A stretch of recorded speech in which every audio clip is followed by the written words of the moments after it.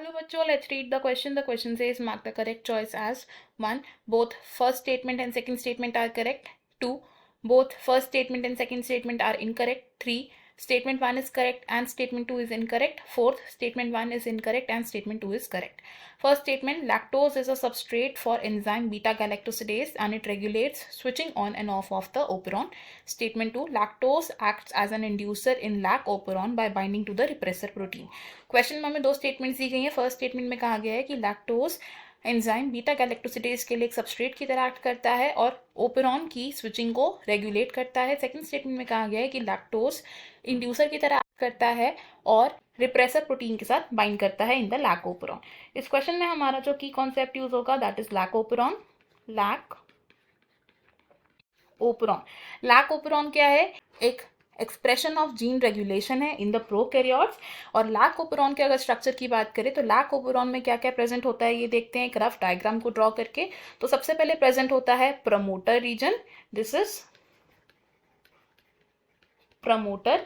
Promoter के बाद present होता है एक आई जीन. आई जीन के बाद दोबारा से प्रमोटर प्रेजेंट होता है एंड इसके बाद प्रेजेंट होता है एक ऑपरेटर रीजन. ये क्या है? एक ऑपरेटर रीजन है.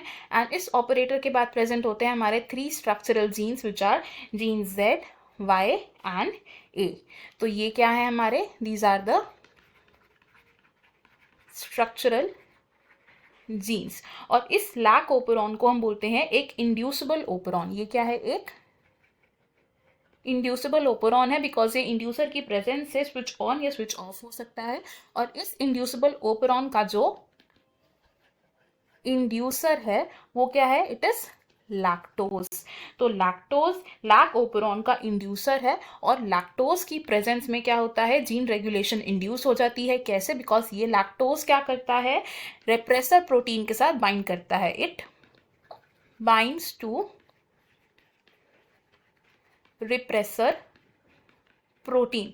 अब रिप्रेसर प्रोटीन के साथ अगर लैक्टोज बाइंड नहीं करेगा या फिर जब लैक्टोज प्रेजेंट नहीं होगा सेल में तो रिप्रेसर प्रोटीन क्या करता है? ऑपरेटर रीजन के साथ बाइंड करता है और स्ट्रक्चरल जीन्स की ट्रांसक्रिप्शन को इनहिबिट कर देता है. लेकिन क्योंकि लैक्टोज रिप्रेसर प्रोटीन के साथ जब बाइंड कर देता है तो इनहिबिशन नहीं होती है स्ट्रक्चरल जीन्स के ट्रांसक्रिप्शन की. जीन एक्सप्रेशन रेगुलेट होता है. और साथ ही साथ जो लैक्टोज है वो एंजाइम बीटा गैलेक्टोसिडेज के सबस्ट्रेट की तरह भी एक्ट करता है. लैक्टोज क्या करता है? It acts as substrate. किसके सबस्ट्रेट की तरह एक्ट करता है ये? For enzyme beta